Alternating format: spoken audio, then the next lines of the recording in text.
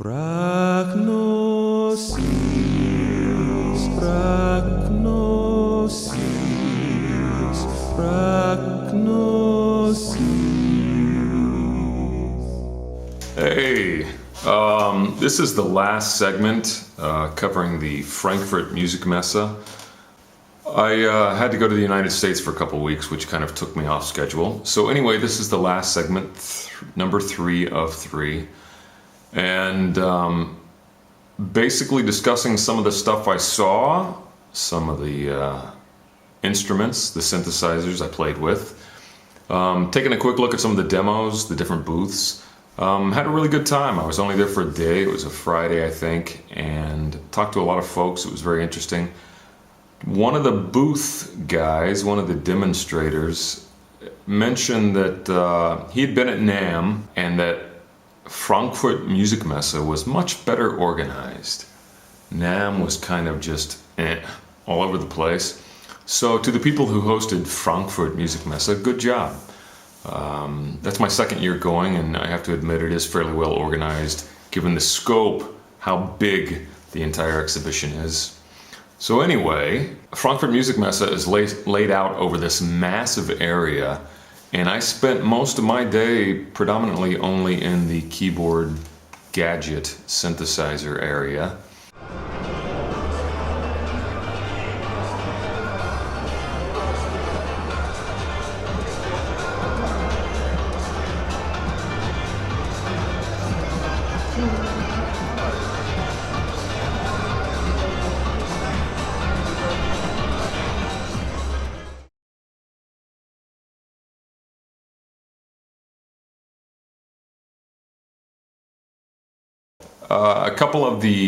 A few of the areas that I liked best and took video and pictures of. One, Erika Synths from Riga, Latvia. Yes, Erika Synths from Riga, Latvia. Great guy, the dude that was there kind of displaying everything. I think he's their lead guy, designer, engineer, whatever. Really nice guy. Have some really good products, and I was impressed.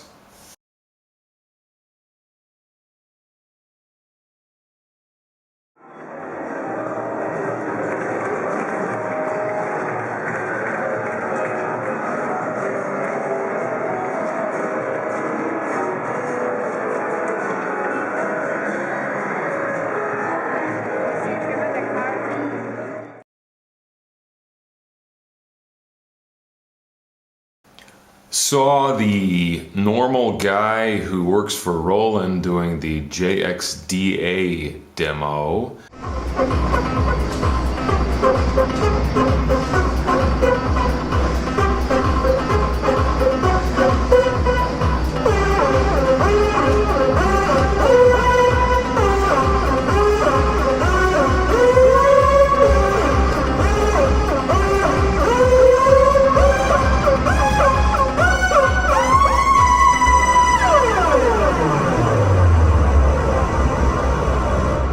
Got to play with the synthesizer a little bit myself as well. The JXDA is the big brother to the JXDI. It has more analog voices and a few more features, I believe. I like the way, and I've seen online a lot of people arguing that they love the way it looks and they hate the way it looks. I would fall into the wow, it looks impressive camp. It looks cool, kind of like something from the Tron set. Lots of red lines and colors and stuff. But I think I would have the same complaint with that I actually have with the Roland FA06, is it looks cool, but in practicality, using it, it's kind of hard to see the surface. The reflectivity is kind of a pain in the butt. So anyway, it looks great, but I don't know how functional that is. Sounds okay. I played with it a little bit, like I said. Casio had a CZ1, a vintage Casio CZ1 out on the floor, married up to a display of the CZ app that they have for the Apple, iPad, iPhone, etc.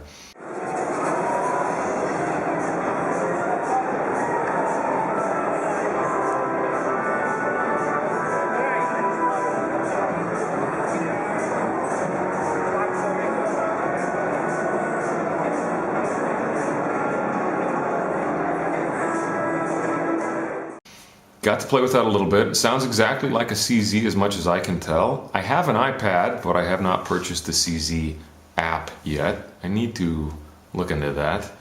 Basically, I went around and saw boatloads, a lot, tons, much, mucho, many synthesizers and keyboards of assorted varieties, which I love. It's kind of like, as I think I've said before, it's a lot of synth porn, keyboard porn, gear porn. Very nice, I enjoyed it.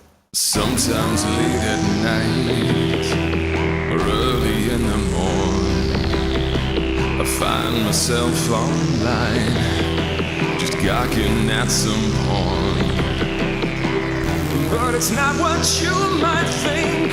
There are no naked bars or oscillators sync, and cables patch the mods.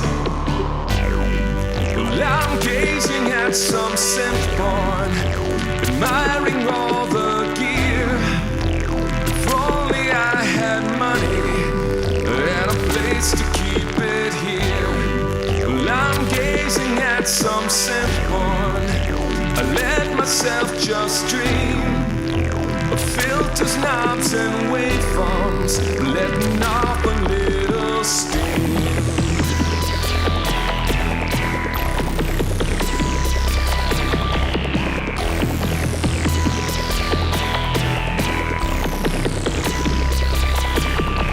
Sometimes on my lunch break, I visit Sonic State. Nick provides a quick fix. He keeps me up to date. I dream about a Murmux. Dave Smith is looking good. If only I could touch them. Yeah, only if I could. Well, I'm gazing at some synth porn, admiring all the gear. If only I had money and a place to keep it here. Well, I'm gazing at some synth porn. I let myself just dream of filters, knobs, and waveforms, letting off a little steam.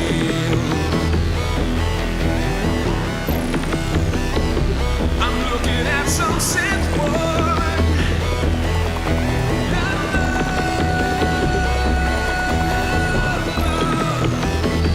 I'm looking at some synth porn.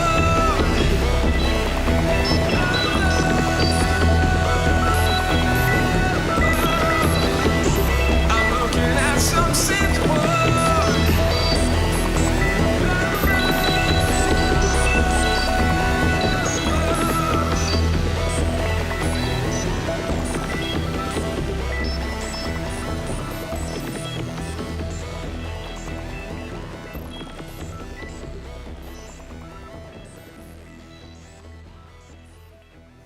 Lastly, when I took a break outside having lunch, I looked over from my table and there was Jordan Rudess, keyboard player from Dream Theater, and went up and said, "Hi, hey man, great work with Dream Theater." And one of the guys said he was there to do a demo for the Seaboard keyboard. Do I have that right? And sure enough, I ran into it, the demo, the display booth later, and got this.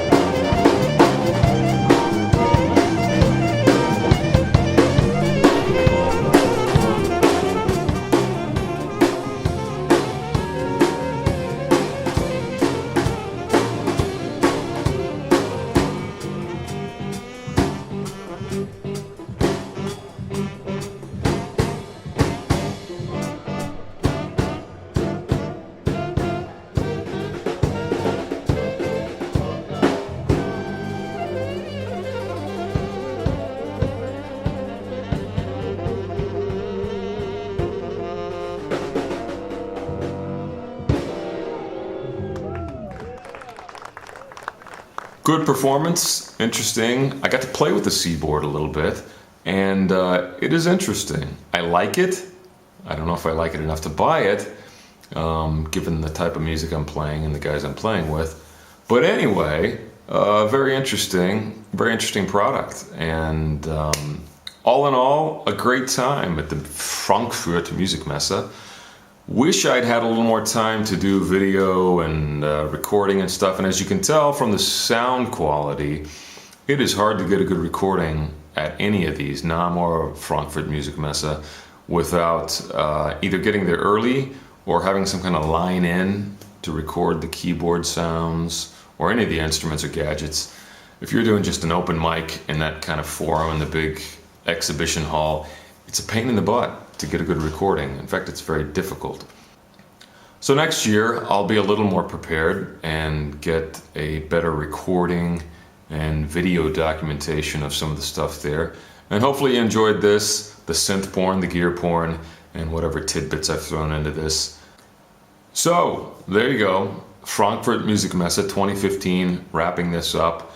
And wherever you are, whatever you're doing, hopefully you're rocking out and having some fun. Cheers.